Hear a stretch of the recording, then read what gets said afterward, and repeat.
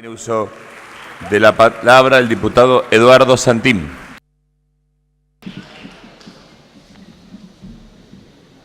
Gracias, presidente.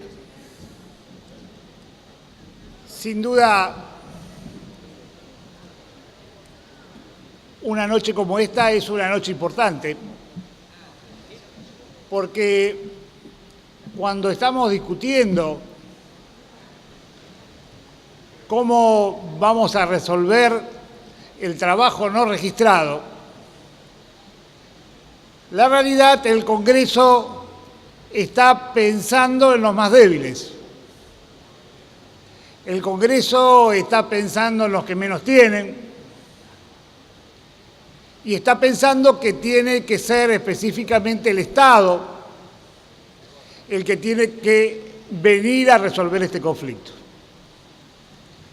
Entonces, es sin duda uno de los temas importantes que tiene como deuda la democracia. Llegamos después de 30 años con un poco más de 6 millones de ciudadanos y ciudadanas que todavía no tienen garantizados sus derechos laborales. O sea, no tienen recibo de sueldo y al no tener recibo de sueldo no tienen derecho a la seguridad social, no tienen derecho a la obra social, no tienen derecho a tener asignaciones familiares, no tienen derecho a tener despido, de tener un seguro frente a las enfermedades. Y fundamentalmente, como se acabó ya hace varios años la jubilación para todos y todas, la realidad tampoco tienen derecho a poder jubilarse. Entonces, cuando nos referimos a estas cosas y empezamos a analizar que el Estado o el gobierno propone instrumentos, entendemos que esta ley tiene fundamentalmente dos partes. Una primera, en la cual genera un veraz de los empresarios. Y aquellos que creemos específicamente en que necesitamos un Estado activo, un Estado que controle, un Estado que no premie a aquellos que estafan a los ciudadanos del país, entendemos que generar un veraz de aquellos que están afuera de la ley está bien. Este mecanismo que parece que va a ayudar a resolver los conflictos necesita de un fenomenal esfuerzo. En la Argentina tenemos registradas más de 1.150.000 empresas. Y el ministro de Trabajo el otro día decía que estaban terminando de efectivizar los 400 inspectores que tiene el ministerio. Imagínense ustedes cuál es la capacidad de este Estado específicamente para resolver este conflicto tan importante. Está bueno que tengamos instrumentos, está bueno que el Estado Nacional, las provincias, la FIP, trabajen específicamente para eliminar ese trabajo ilegal. Pero tenemos que poner un ejército de hombres y mujeres que puedan controlarlo. Lo decía bien el diputado de Genaro esta tarde. Necesitamos involucrar a la estructura sindical en esto. Una estructura sindical que tiene que comprometerse con la equidad y con la igualdad de los trabajadores. Tienen los fueros no solamente para pelear en las paritarias, tienen los fueros para garantizar que todos los trabajadores, cada una de las empresas, sean trabajadores dignos. Y esto es un desafío. Para eso tenemos que trabajar también en la reforma del modelo sindical argentino. Este movimiento sindical que fue tan importante a la vida de los argentinos, necesita modernizarse, necesita abrirse, necesita que los trabajadores tengan libre agremiación y puedan elegir libremente a sus delegados para que estos sean los elementos que lo defiendan junto con el Estado. La segunda parte de la ley, que es la que viene fundamentalmente a generar la promoción del empleo registrado, es la que me genera a mí mayor cantidad de dudas.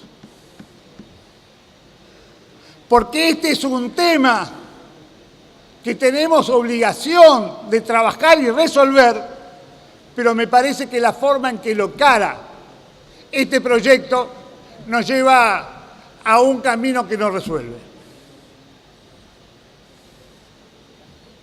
Por acá han dicho, y se ha referido el mismo informante y algunos diputados, que esto no tenía nada que ver con la década del 90. La realidad tiene que ver con la década del 90, con el año 2000, con el 2008, porque en la realidad en la Argentina muchas veces insistimos en que la baja de las contribuciones patronales era un instrumento que resolvía parte del mercado laboral. Pero esto que pasó en la Argentina no es exclusivo de la Argentina. Se aplicó en casi toda Latinoamérica, porque nuestros hermanos latinoamericanos tienen índices de informalidad laboral o de trabajadores ilegales muchísimo más altos del que tenemos nosotros.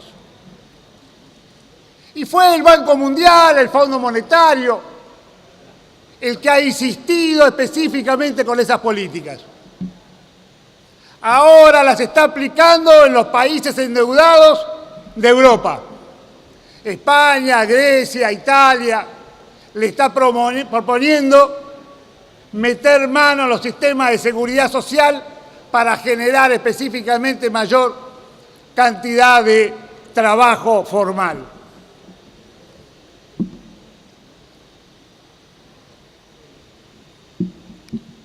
¿Y saben lo que yo pienso sobre esto?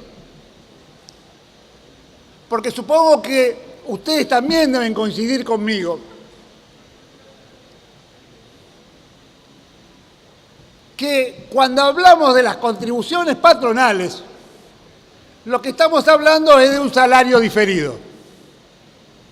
Y yo entiendo que coinciden conmigo, porque si hubieran tenido la concepción que tenía Cavallo, que decía que las contribuciones patronales eran un impuesto, esta ley en vez de entrar por el Senado hubiera tenido que entrar por diputados. Pero como entró por el Senado, parto de la base que en esto específicamente coincide. ¿Y qué significa un salario diferido? Significa que cuando el empleador paga esa contribución patronal, la realidad está pagando un salario por afuera del salario de bolsillo que le da al trabajador ese día. Está pagando con eso el sistema de salud, está pagando las asignaciones familiares, está pagando el seguro de desempleo, está pagando el sistema jubilatorio. Por lo tanto, cuando se bajan las contribuciones patronales, lo que se está haciendo es bajando el salario de los trabajadores. Y este es un dato no menor. Porque cuando tomamos esa decisión en este Congreso, lo que estamos decidiendo es que le estamos bajando el salario a todos los trabajadores en la Argentina. Y ustedes me dirán, como decían algunos diputados por acá, que era necesario bajar esas contribuciones para que se pueda generar mayor cantidad de empleo. La realidad, si uno toma las curvas laborales, desde la década del 90 hasta ahora se encuentra con que cada vez que se bajaron las contribuciones patronales, en la práctica bajó el empleo registrado. Digo, para tomar algunos ejemplos, en el 94-95 bajó la industria manufacturera, bajó el 6,5%, en el 2001 bajó el 7,6%, en el 2009, después del blanqueo laboral, bajó el 1,5%. Si tomamos la construcción, en el 90 bajó el 12%, en el 2001 el 21%, en el 2009 el 5,21%. Digo, la realidad, nunca se ha resuelto el problema del empleo registrado bajando las contribuciones patronales. Pero aparte de esto, tiene un costo fenomenal, porque desde el 90 para acá que se vienen bajando las contribuciones patronales, ya se bajaron en promedio más de 10 puntos de las contribuciones que los empleadores deben hacer sobre los trabajadores. Esto significa nada más y nada menos que un poco más de 5.700 millones de pesos mensuales. Para poder mensurarlo, ¿saben ustedes cuánto es el gasto de las asignaciones familiares, ya sean las contributivas como las universales? 4.400 millones por mes. Entonces, la baja de las contribuciones patronales, que son más de 70.000 millones al año, es una transferencia de ingresos del Estado a los particulares. Y cuando yo hago esa transferencia de ingresos del Estado a los particulares, la realidad, lo que estoy diciendo es, le estoy transfiriendo esos recursos para que ellos hagan lo que no hace el propio Estado. Porque cuando el Estado se apropia de los recursos, es el Estado el que toma la decisión de cómo lo distribuye, porque el sistema de seguridad social es, en definitiva, un mecanismo de redistribución de los recursos del sistema nacional. Es la forma, cuando un Estado toma recursos, tiene la forma de distribuirlos a través del salario, a través de la educación, pero fundamentalmente a través de la seguridad social.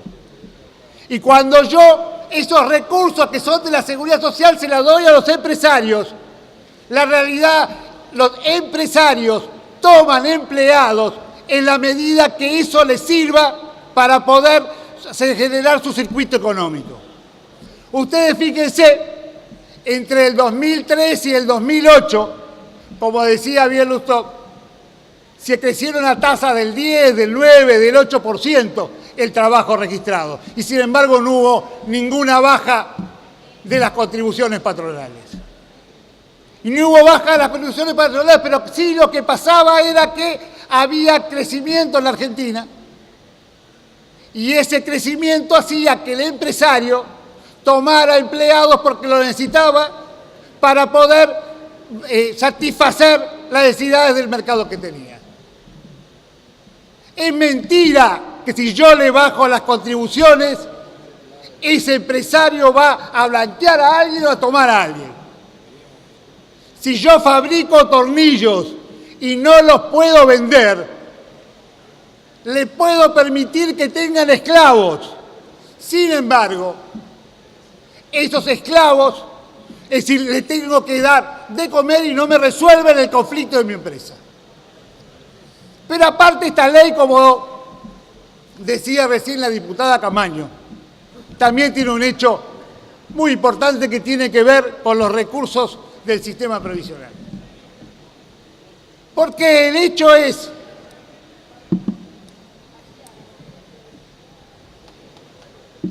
que la ley habla de los recursos que recauda la ley de movilidad, neto de los aportes del Estado.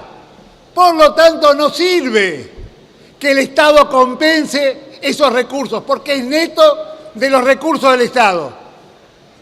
Por lo tanto, lo que esto también provoca, no solo una baja del salario, sino que va a provocar una baja en la movilidad del sistema jubilatorio y, por lo tanto, significa una disminución de los haberes de los jubilados y pensionados. Por lo tanto, el planteo de fondo es que el gobierno pretende subsidiar en forma general frente a una crisis laboral, porque la realidad es que la baja de las contribuciones patronales se han generado siempre cuando había problemas de empleo. Entonces, como prevé que hay problemas de empleo, está intentando subsidiar a los empresarios a través de la baja de las contribuciones patronales. Pero, presidente, la hace de la peor manera. La hace financiada por los que menos tienen y por los jubilados. Gracias, señor presidente. Gracias, diputado.